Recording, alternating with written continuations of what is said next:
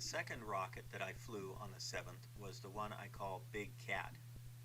This rocket I created by upsizing the Katana by about 40%. I bought a 5.5-inch body tube and a nose cone at the November launch and decided to use them to build a larger rocket.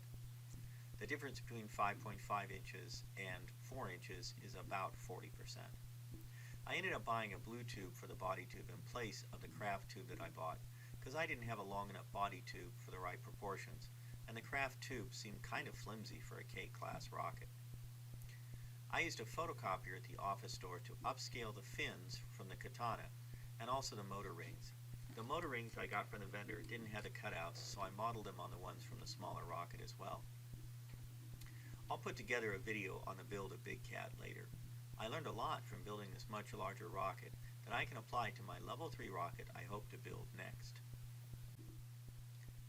As with the Katana, I did the final assembly in the hotel room the morning of the launch. I used an RRC-3 controller for this flight as well.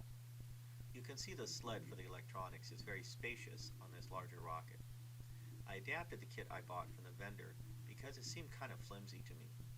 I used a much thicker sled and modified the bay to use 3 all-threaded rods instead of just 1 or 2. You can see the big hole in the switch band. That's for the power switch for the RRC-3. I had the same setup as the Katana, where I used a bamboo stick or a stirring stick to power on the avionics in the field. I'll have to cover the improvements I made to the electronics bay design in another video as well.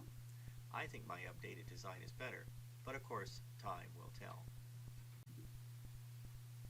After I got the chargers all wired up and the electronics bay ready to go, it was time to connect the harness.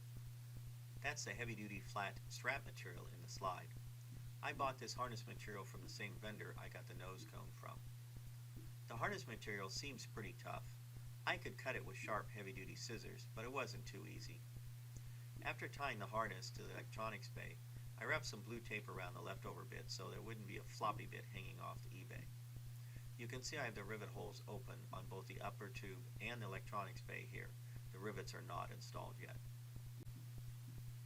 As with the Katana, the electronics bay and the upper body tube of Big Cat are held together by these plastic or nylon rivets.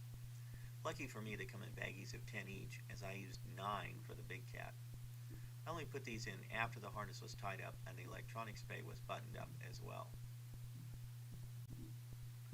You can see the rivets here after installation. I keyed the tube here by having one place where 2 of the rivets were in line. This makes it a lot easier to align the 2 parts when it comes time to do the final assembly. These are standard size rivets and they seem to hold things together just fine. For much bigger rockets, I might need to use larger rivets, but that's a topic for some future research. For my main chute, I used a 58-inch chute from Apogee Components.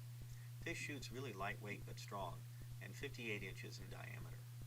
As it turns out, I'm glad I didn't go with a huge chute for this flight. If I had, I'd probably still be walking looking for my rocket. Just kidding, but it would have gone farther. I folded the chute for this rocket the same way I did the Katana, with the lines carefully folded inside the chute. For hardware, I use quick links and heavy-duty fishing swivels. For size of swivels, I try to go big, 600 pounds or more if I can get them. That way, even if there's a lot of force, the swivels will still be functional.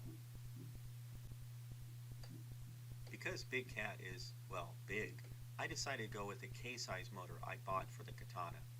According to the website, if I used the K on the Katana, it would go to something like 6,500 feet, more altitude than I felt comfortable with. With the Big Cat, Roxim said I was looking at about 3,000 feet for this motor, well within my comfort zone. As you can see, this is a powerful motor. It has twice the total impulse of the J250 I used for the Katana flight. Twice the power, but the Big Cat weighs twice as much, so the altitude should be about the same. Because I used electronic dual deployment, I didn't set up the charges for the delay here, so the 14 is immaterial. My first flight of the Big Cat, and also the first flight of mine with a K-motor rocket. Pretty exciting. With this large rocket, I needed my wife's help to get the rocket on the rail and load it up. Glenn also helped out with loading the Big Cat and checking things out and making sure everything was correct. Thanks a lot for your help, Glenn. One thing I did on the build is install both the 1010 and the 1015 sized rail buttons. I figured the larger buttons might be a good idea since the rocket is so large and heavy. Glenn agreed, so we used the 1015 rail for the launch. After seeing the power of the K-motor at launch, I'm glad we did.